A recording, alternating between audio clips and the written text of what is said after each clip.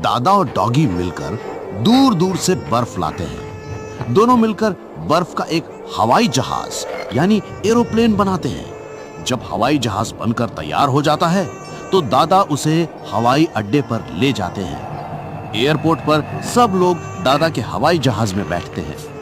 इस तरह दादा बहुत अमीर हो जाते हैं। लेकिन एक दिन जब हवाई जहाज एयरपोर्ट पर खड़ा होता है तभी एक शरारती बंदर आता है और दादा का हवाई जहाज लेकर भाग जाता है।